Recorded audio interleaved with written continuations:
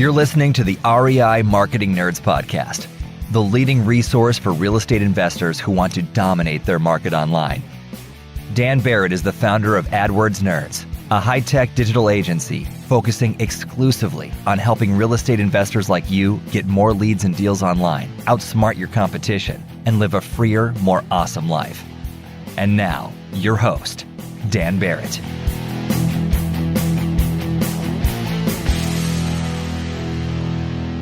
All right, I am here with Joe Cordes. He is from Comax Properties. You can find them at We Buy Houses Fast, longisland.com. Joe, how are you, man? Welcome to the show. I'm doing good, Dan. Glad to finally speak to you. I've been looking forward to this. Yeah, sorry. I know we were trying to schedule this, and then we kind of got trapped in the holidays and all this stuff. So I'm glad we were able to finally jump on the phone.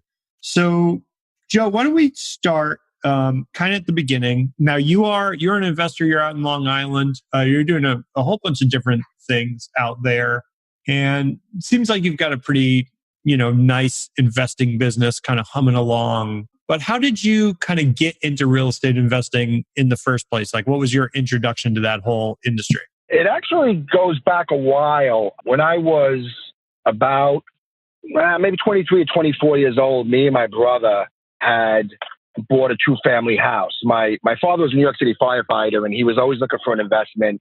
And him and my mother had saved up some money, and they bought a two-family house. And they were like, this is really good.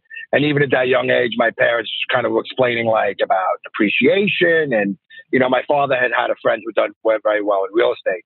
So back then, I had former life in law enforcement in the NYPD. And I went on that job when I was 20 years old. So me and my brother were living at home. We had a pretty good income back then. He was also a police officer. And we kind of were banking money. We were working a lot back then. It was, the mid-'80s in New York. It was very busy. And we kind of had some cash. So we're like, you know what, let's go in together and buy an investment property. And we did that. And in our minds back then, that was really going to be the first of many, I had read Trump's book back then, The Art of the Deal. It was like right around that time. And like, I was really fired up about it. And that was always kind of the plan. And then what ended up happening when we kind of went out to kind of trying to leverage that property, we started to there was like a little bit of a recession at the time, and credit was very difficult to get, and it was also the knowledge base. Like I was going to Citibank looking to fund I was going like a regular bank, to try to get funding. And they were just like, you're not even close. Like you got to build a lot more equity up in this property. And we kind of had a couple of starts and fails, and then we kind of stopped, me and my brother. And at the same time, kind of like my career in law enforcement was going, I was studying for promotional exams, and the real estate thing kind of was on the back burner for like 10 years.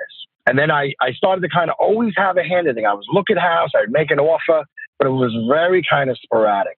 And then when I kind of got near the end of the career, like kind of 20 years later, I always had this thing, like I wanted to kind of get back into real estate, but I left kind of law enforcement. I took a job in Manhattan, kind of suit and tie, get on a train every day kind of job, which was a rude awakening for me, having lived in my former life where I never had to really do that.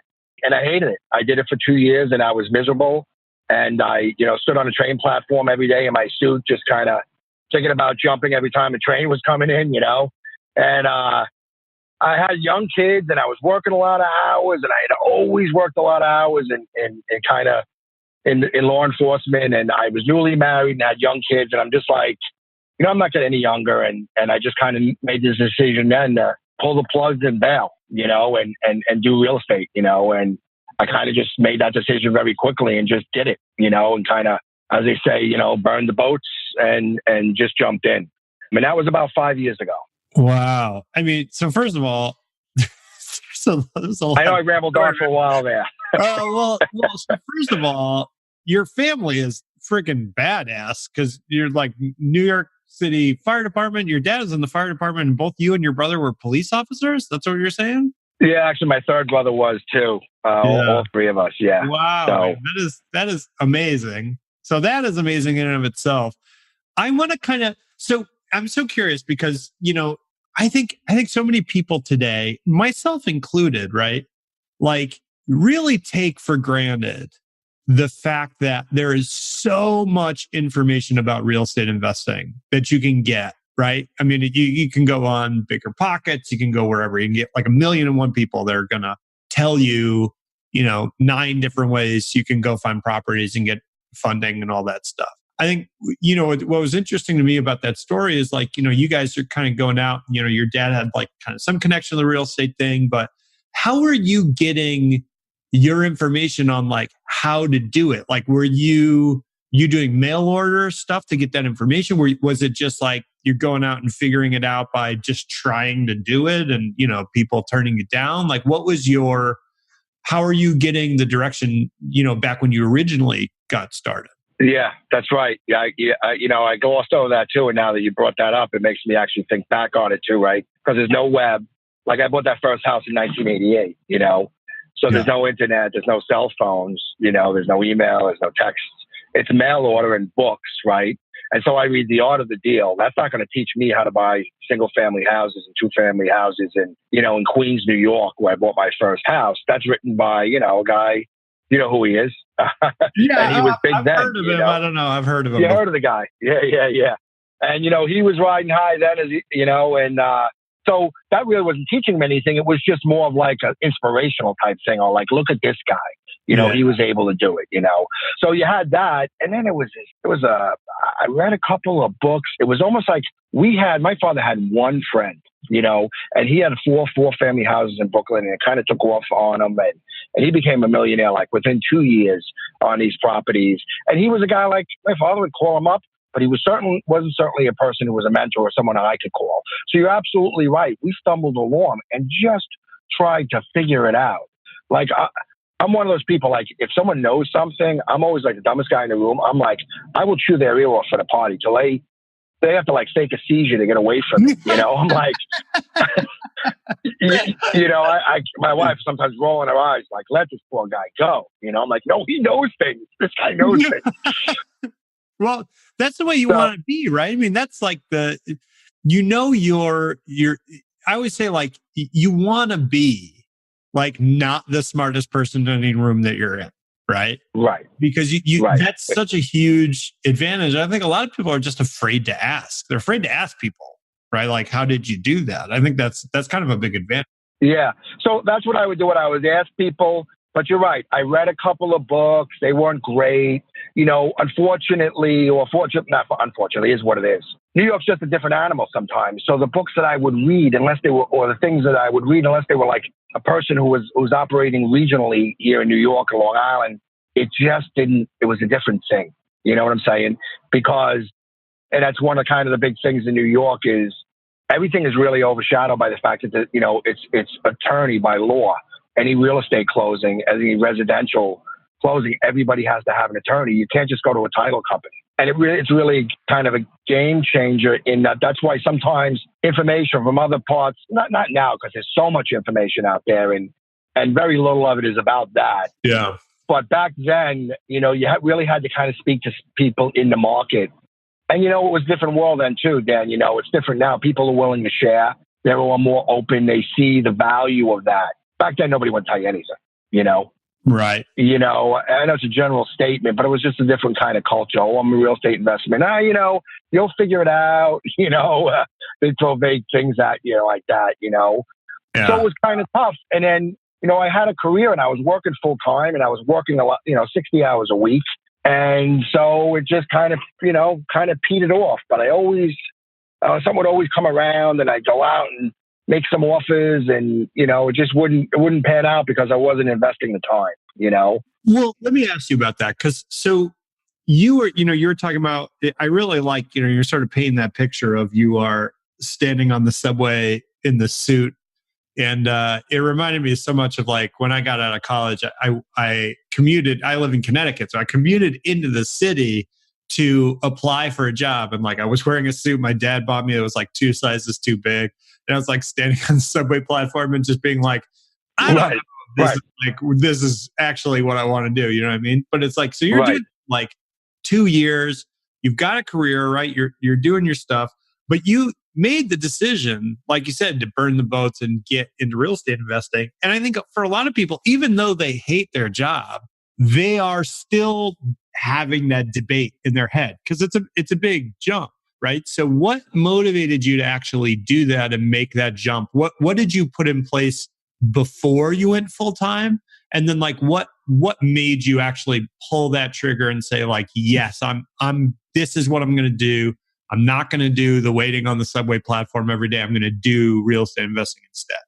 Like I said, it was like like anything sometimes, right? It's a confluence of a few things, right? So number one, I hated it so much, right? Number two, I just had my second son. My older guy was maybe like 4. And it was like, I worked a lot, and I didn't see him. And it always bothered me. And it always bothered my wife, right? And now I had a second son. It was like going to be the repeat thing. So that was that was the number one thing. Number two, what happens? You get older, right? When you're younger, you're like, there's always tomorrow. And like, oh, I'll do it then. I had gotten older now. And now I was so tired of working so hard and struggling and working so many hours and being away from my family. It meant more to me now. It's like, I'm running out of time here to try to fix this, right? Because otherwise, I'm just going to play this thing out and I'm just going to, work hard till the end and then just get a little bit of something. And, there's less runway now, right? I'm farther down the runway. So it also became that issue. I guess that's what pushed me. And the fact that I had worked so hard for other employers. And even, that job was on the platform. That was a second job I had actually after law enforcement. But the prior job for that, I worked for a small business as a sales guy. And I made them a lot of money and I expanded their business a lot. And then when I got to that second job over 2 years, same thing. I took over a unit and I expanded their business. We hired a lot again. And I'm like, wow, I've been killing myself for a long time for other people, right?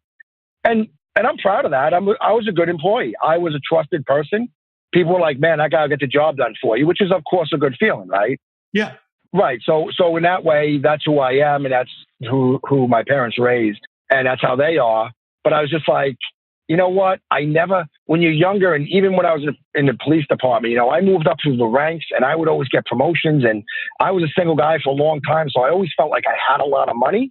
But then you know the deal, Dan, right? You get married, you have a couple of kids. And then all of a sudden, you don't feel like you're wealthy anymore, Oh, no, man. Yeah, absolutely. Yeah. And I'm not complaining. I have, a pension and I'm comfortable, but I wanted more. And having children made me want to have more for my children. And that made me say, you know what? It's not just going to happen. I'm just not going to hit the lottery one day. I got to buckle down here now and make a move, or I'm never going to want those things that I really wanted out of life. And so that kind of all came together, being a miserable job, my children, and then just me realizing time is not infinite here. And I was just like, you know what? I'm out. And I pulled the plug. And I was pretty set up for it. I'd had a contract with the place I was at. I knew they were looking to bring somebody else in above me. And so I negotiated a nice little severance package.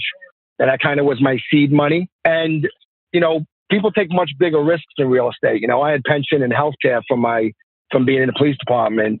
So it's not like I was really laying it out there. You know what I'm saying? Yeah. We were always going to have that. But it was a definite drop in income, and I was going to have to make it up, and I was going to have to make it up quick. And that's basically how I am where I am now. Are you an investor who wants to dominate your local market?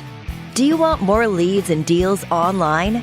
Then download your copy of the Motivated Seller Blueprint, absolutely free, at www.adwordsnerds.com/gift. What are you waiting for?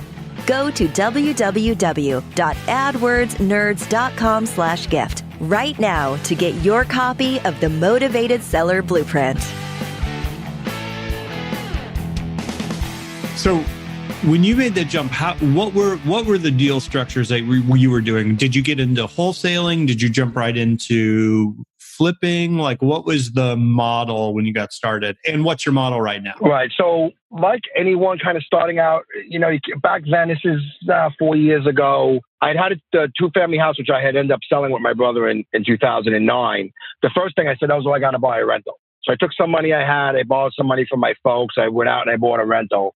and did like $120,000 renovation. I spent like 10 months doing that. And as I've said a couple of times, I get a little long in the tooth, as they say. I realized, because I've always had kind of done construction on the side, worked on houses I've lived in. I used to kind of enjoy that work. Now I was like, wow, I just really killed myself over 10 months physically doing work. This is not the answer. You know, I got the house rented. It's a good rental property. I still have it now. It cash flows very nicely. And I'm like, well, I can't do this, you know, because I'll kill myself over 20 years and maybe get 5 or 6 properties. And this is not the answer. So then I was like, okay, you know, let me look at flipping houses. And I kind of started right now we have the internet, right? And I start sitting up late at night, you know, 2-3 hours reading articles, Bigger Pockets, and looking at training programs, and kind of got into this bank-owned properties, you know, because back then you could still buy bank-owned properties and there was enough of a margin. So the first house I bought was a bank-owned property. I went on Craigslist and I found a guy's ad who was a realtor. And he's like, I only work with investors. I can get you discounted properties in Long Island. And I called him up and he had a bunch of investors, and I bought my first house on an auction site, but he bid for me. I think it was Hubzu, maybe one of those auction sites. And I actually bought it Christmas morning. Because the auction, yeah. So like my kids were opening presents. I'm like, I'm going to go get a little bit more coffee. And I'm going on my phone and I'm seeing where the bid is, you know. And I'm like, oh, I got to go to the bathroom. I'm in the bathroom. Sneaky about it. That's my favorite part of it. You're like, oh, let me go check on the, you know, like the toast or whatever. And you're like, you know, frantically checking your phone or whatever. Checking to see if my bid goes through. And it did. And I got that first property. And, you know, it's interesting how you learn very quickly, right? Like I thought the business was you buy a house, you fix it up yourself. And that's where the margin is, right? And you work on the house. I used all my own cash to buy the house and to renovate it, which was good because I didn't get myself in trouble with a loan, like a hard money loan and all of that. I did that later on. And then I spent a lot of time working on the house myself. I probably did 50 or 60% of the work, you know, and I sold it and I made like $32,000. And to me, of course, when you go into your first one, you're like, I just want to do it to learn the process, you know, and I did. And all my numbers were wrong. And I got bailed out basically by the fact, I guess part of it was a bailout. I did a nice job on the house, so it was in demand. But the market was also ascending here in Long Island. It was going up. Right. And that kind of bailed me out. I sold as it timed out. I bought it Christmas. I ended up selling it like in May. So I'm at the peak of the market. And I got more than I thought I was going to. If I got what I originally planned on getting, I would have broke even. But because I did well on it, the kind of market bailed me out. I learned, of course, a ton of lessons. And then the big lesson being, you can't waste your time working on these houses. That's not how you become a millionaire. Well, so break that down a little bit. Because I think that, you know, there's a significant number of people who are going to be listening to this who are, if not, you know, maybe not like looking to do their first deal, but they're maybe like 1 or 2 deals in, right? And I think it can take a while for those lessons to really sink in, right? So when you say, right, you know, you learned you can't be spending your time doing all the work. That's not where the margin is. I think a lot of people are thinking like, well, no, that's how I'm going to save money, right? Like I'm going to do everything myself. That's how I'm going to build in the margin. So explain that lesson to the newer investor out there that's thinking like, okay, I'm going to buy this property. I'm going to go out. I'm going to do all that work myself. Okay. Yeah. And so what ends up happening while you're doing that, right, is I guess if you want to do 1 house a year or 2 houses a year, like part-time, I can tell you, you could still do that and make money, but really just buy the house cheaper and enjoy your life, right? Because part of what that is you're working a lot of hours. And if you kind of got another job, right, like you're trying to get into it, now you're giving up your weekends. Maybe you take some vacation and you work on the house, right? That's the whole point of this, right? It's about making money. But to me, the whole point of it is also, it's about freedom, right? Freeing up your time, right? And that, I didn't care about time as much when I was single, but when I got married and had kids now time is more important to me because I want to spend time with my family. I was a bit of a workaholic, so it was less important. So I guess that's number one. Maybe you'll save a little bit of money, but you're also going to be spending a lot of time. And what's the value of your time? I'll tell you that a mentor of mine a few years ago, a paid coach, he once said to me, you know, what do you want to make? I had lower aspirations back then. So I think I said, I want to make $380,000 a year. He goes, okay, Joe. And he took his phone out, and I'm doing it right now. I have my phone out. And he typed in 380 on his calculator. He said, the average person works 2,080 hours a year, right? That's a 40-hour work week, 2 weeks vacation, right? Mm. So he said, okay, so you want to make 380, right? You're telling me, as he called it, you're still swinging a hammer, right? Because I thought I was winning by swinging a hammer. He said, okay, well, you need to make, and I just did the math here, it's $183 an hour. So you multiply that by 8, you basically need to be making $1,500 a day if you want to make $380,000 a year. So he said, how much could you hire a guy to go swing a hammer at one of your properties? I said, I don't know, $225 a day. He goes, okay, look at that. He goes, you're never getting to your goal. He says, if you take 225 and you multiply it by 2080, that's nowhere near the $380,000 you want to make, and that was kind of a very important lesson to me. It's like, okay, man, you really have to think ahead and you have to do some planning here. If you have a goal to make that, you're clearly not going to make it. And that was it. I'm a bit of a control freak. So, I have to break free of kind of my old habits. You got to really delegate and have people do things. One of the things I do now, I have a spreadsheet on every project. And I also put my daily number of what the property costs me to carry. I think that's a real important thing for anybody who's doing rehabs. You have to know what that property costs you on a daily basis and make decisions based on that daily number. So I'm sitting in front of one of my properties right now. I know what it is. It's $86 a day. This house cost me with the loan, insurance, utilities, everything that goes in. Just if I don't do any work here, it costs me $86 a day. So if I get a quote from a painter for $2,000 and he can start tomorrow, right? And then I get a quote from another painter and he'll do it for $1,500, but he can't start for 8 days. See, I need to know what my daily burn rate is, right? Because I'm going with $2,000 a guy day tomorrow because I'll save $300 and something. And then you make decisions based on that. You start to value your time a lot more. I had a contractor who I used to have a very good contractor who used to do the whole house for you.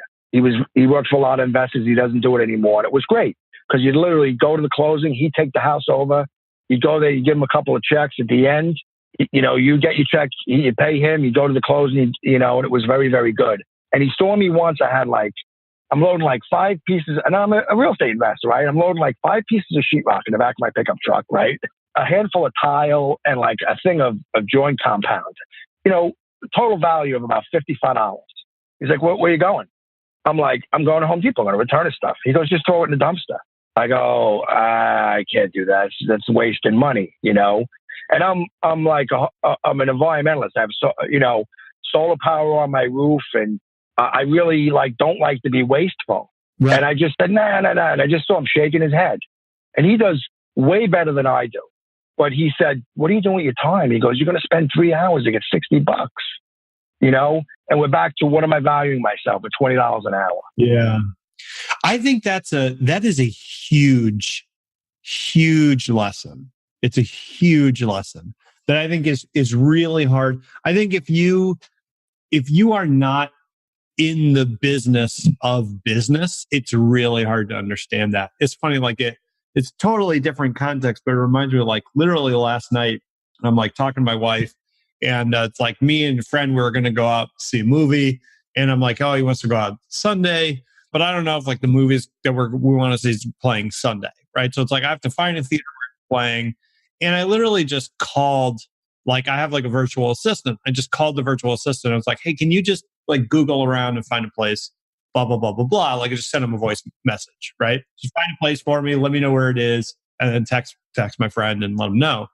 And my wife was right next to me and she's like, I can't believe you did that because you could just Google it. And I'm like, yeah, but then I have to think about it.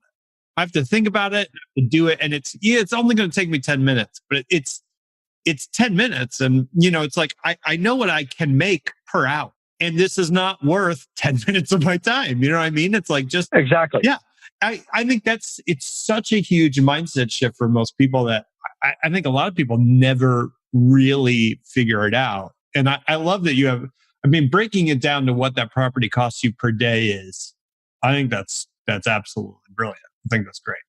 Oh, yeah, thanks. Yeah, and like just one last thing is like I have a guy like a full-time employee does a lot of kind of my jack of all trades, and he does a lot of the work on the sites, and he's there, and when contractors are coming in and out, like I have at that 2-family house, I have like a commercial garage, and I got a ton of tools because every house I flip, there's always tools in the garage, right? And I always take them back, you know. And it's like my guy's always trying to throw them out. I'm like, oh no, you know, because it's tough to break through your old habits. You know what I'm saying?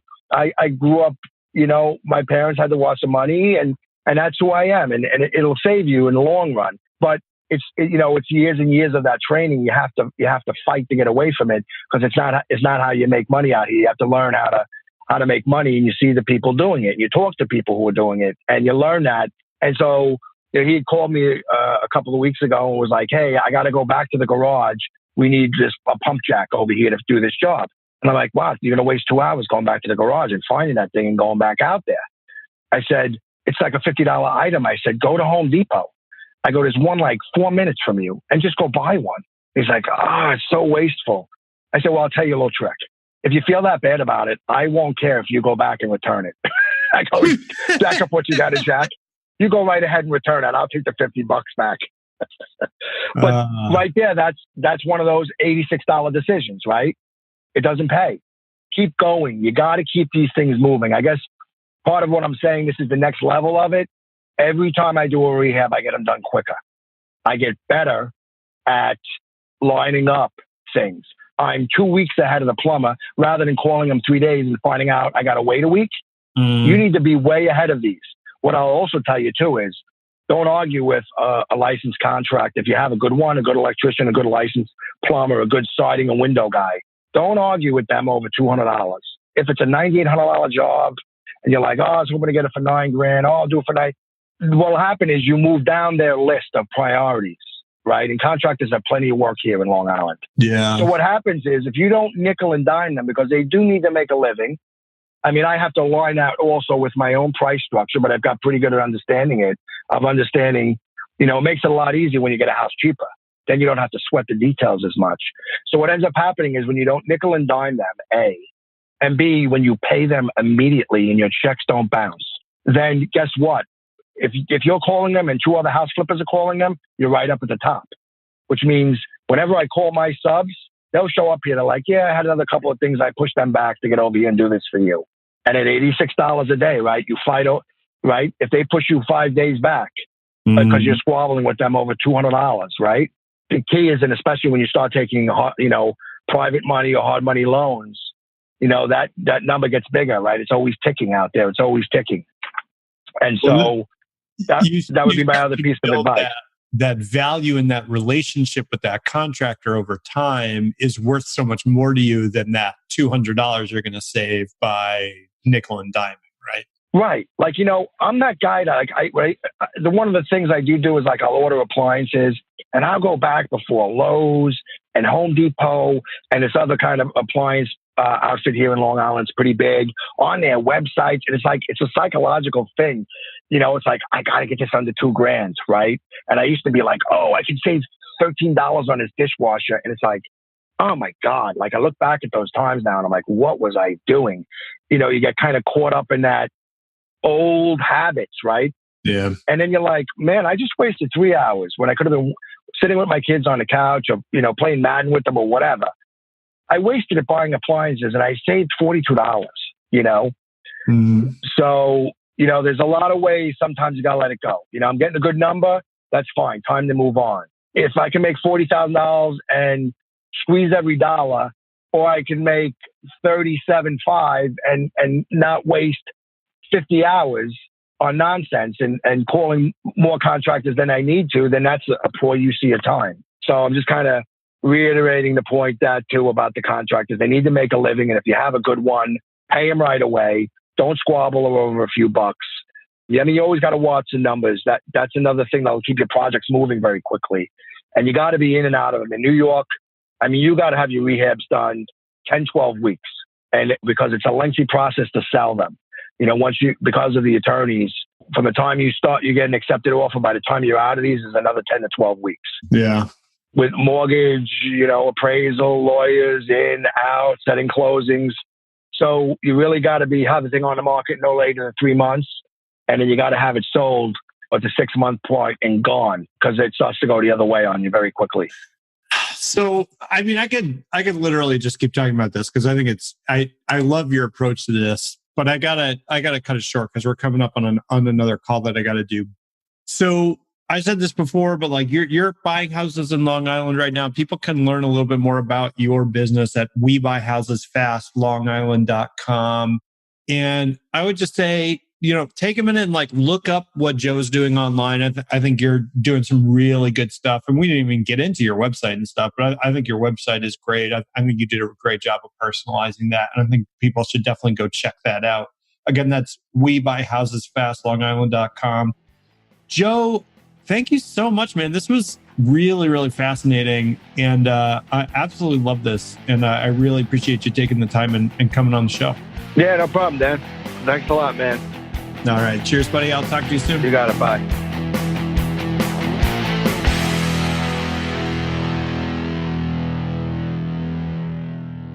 This is the podcastfactory.com.